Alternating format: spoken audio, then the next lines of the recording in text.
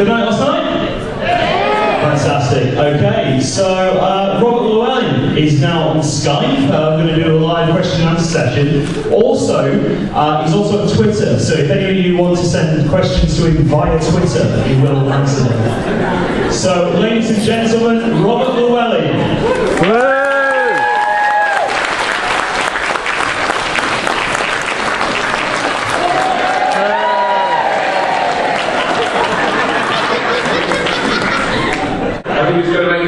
One of the more interesting Q&As that's ever been attempted in the history of the human race.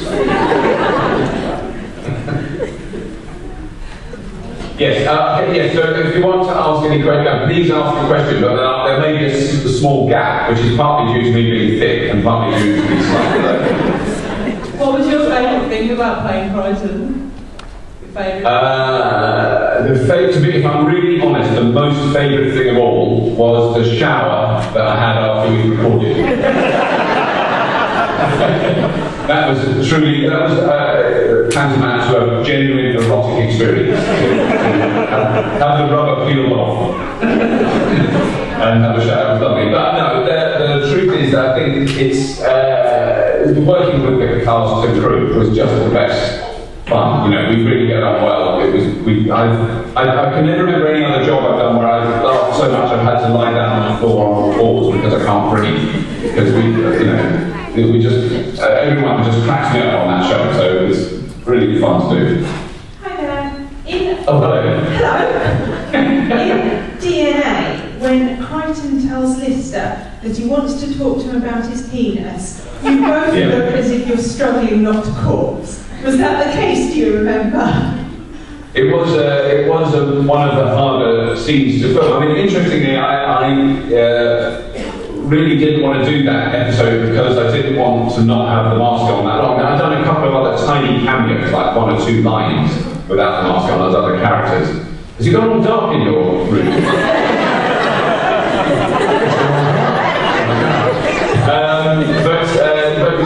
So I found it really difficult to go on that set. I was so used to being on that set in the Kryten costume to suddenly walk on, essentially, because of course the crew loved it, in a hospital gown with no bag on it, which of course they all thought was highly amusing.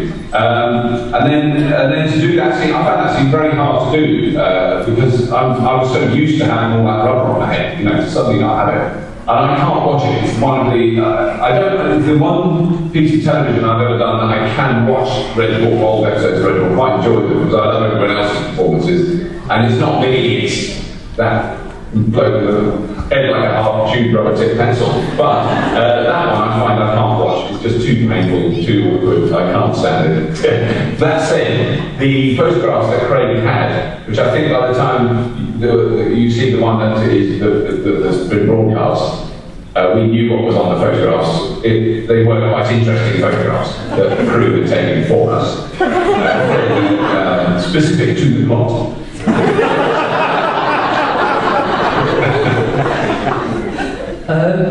During your time on Carpool, have you ever got lost before picking up the gas?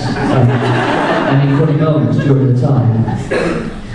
Well, basically, I mean, the most recent one is a classic example, the one that is on that went out yesterday, which was a charity Carpool's charity special for Twit Relief, in connection with Comic Relief, and I did it in a Tesla electric sports car. I was very kind of Tesla's electric car, and the wonderful woman who did it, Annette Brown, who was the winner of the competition, and we drove for, I think it was actually about 24 minutes. Very happy, talking away, really on the case, brilliant conversation, she's a very bright woman, and I had to switch the camera on. So that was a fairly big cock-up, but generally, no, I don't get lost, I don't think. I'm trying to remember if I've had trouble finding anyone. No, I've generally been okay. I mean, sat-navs, I'm afraid I do rely on quite heavily, and, you know, I sort of pre-arranging it. So, but certainly we got, when I was driving Patrick Stewart, for instance, we did get lost. I didn't quite know where I was, and I thought he would know because it was in his locality. So he was relying on me a bit there. And also, the best one was Paul Daniels, when I first did Paul Daniels. I was driving me in his house, he lives out in Berkshire, and he hadn't got a clue where we were. And I really didn't have a clue, because we were on a very little lane, and we just kept going, it's fine. You know, not too bad. So I generally don't get lost, and thankfully, and I'm touching wood as I say this, I also haven't had an accident yet, but I have recorded 104 carpools now, so it's, you know, I've clocked up a few. So I do drive very slowly and very carefully.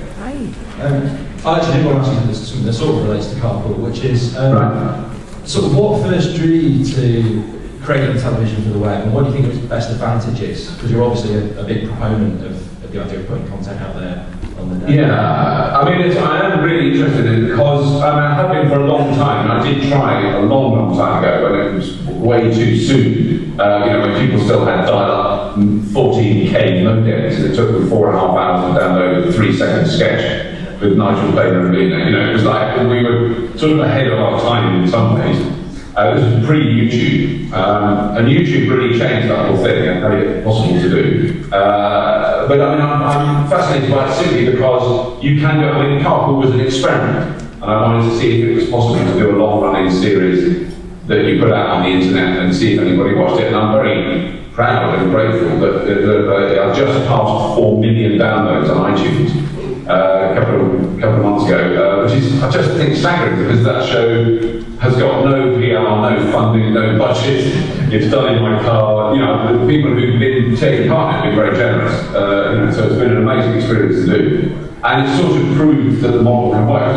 About just over a third of the viewers that watch Carpool regularly are overseas: Australia, America, Canada, New Zealand, Hong Kong. Big Carpool following in Hong Kong, strangely enough. Hi Robert. This is like going back to what you were doing like in the B days back in like 10 years ago. Do you have any like plans or like any recollections of let's really talk about our problems.com? Well, I mean, it was great fun to do. Nigel Planer and I have been friends for a long time, and in some ways played, you know, similar roles in British sitcoms. You know, they're sort of, you know, because Neil was very picked upon and bullied by the rest of the cast, much more than Kryten was, to be honest. But so there was, I mean, we've been mates for years. So doing that was just a kind of joke about, really about Nigel. Nigel is very keen on psychotherapy and he understands it all. His partner is a psychotherapist, very well-known one, very successful one. So he's very into that whole thing. And he always classifies me as a sort of huckster, like a cheap, you know, salesman. And he's a proper intellectual and caring, sensitive human being, and I'm a cheap, shy salesman, you know. So that was the kind of notion behind that rather silly pre-internet, pre-YouTube thing. I mean, it's a shame we can't be one of them. They were great fun to do. It was a sort of Skype-in problem. He was an agony uncle, and I was running the web page that he was doing, and the web page is called Let's Really Talk About Our Problems.com. But it was funded by a firearms manufacturer because I got the sponsorship. Hello, Bobby. Hello. Hi. What was it like in the episode Camille where you played opposite your real-life wife Judy Pascoe as Camille? Was it really good? It was great fun to do. She was wonderful, and annoyingly, she didn't complain about the makeup at all. She said, "I don't know what the fuss is about." She's Australian a bit, you know. And so she didn't make any.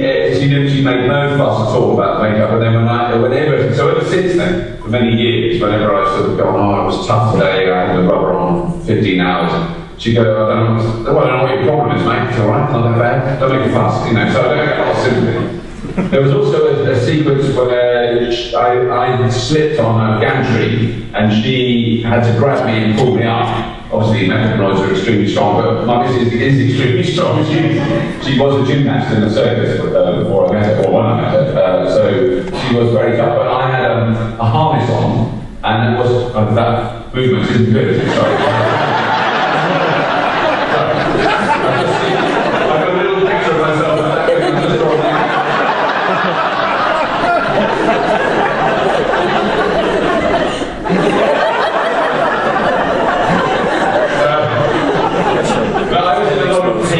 There was a certain amount of strap and male tackle The Kryten costume is really difficult to wear, especially if you're hanging by a rope. So I was doing a little bit of grunting and moaning, and the crew that we were working with, very sympathetic and understanding, trying to help. My missus, totally not, don't make a fuss, just get on it. But it was very plumbing at home, really.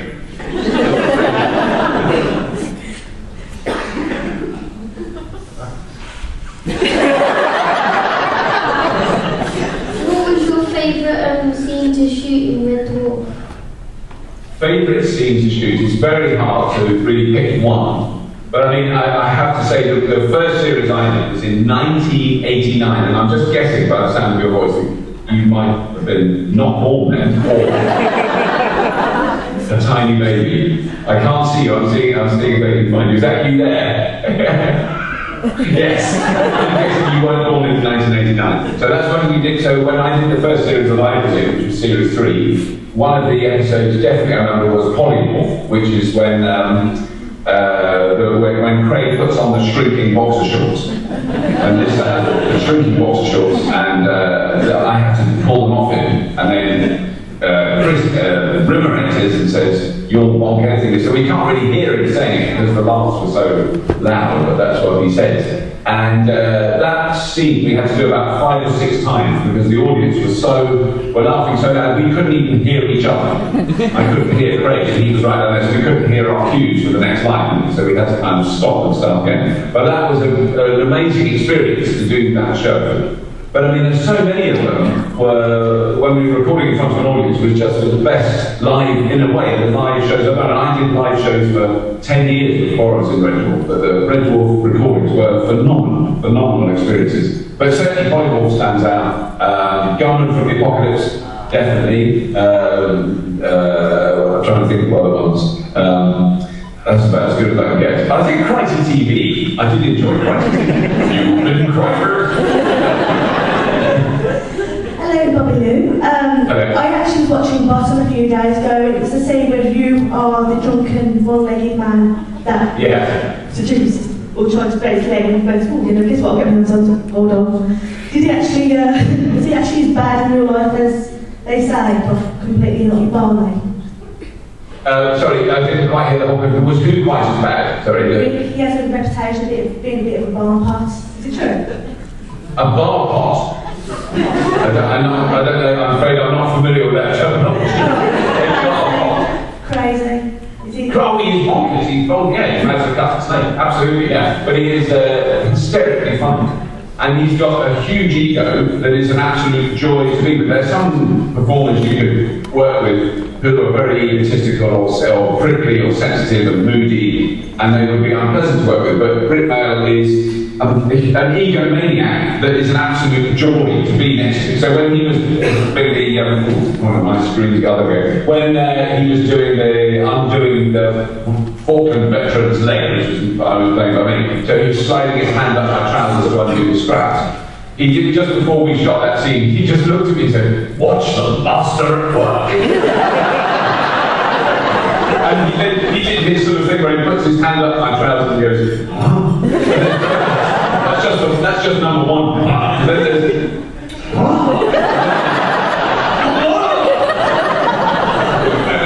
absolute joy.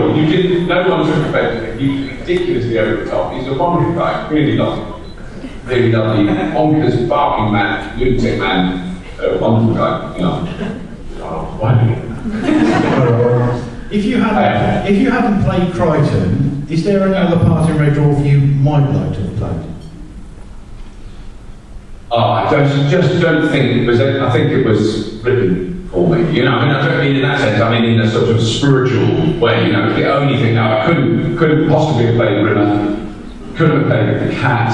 Definitely couldn't have played Lister. No, I think it was the only thing that I had any capability of doing.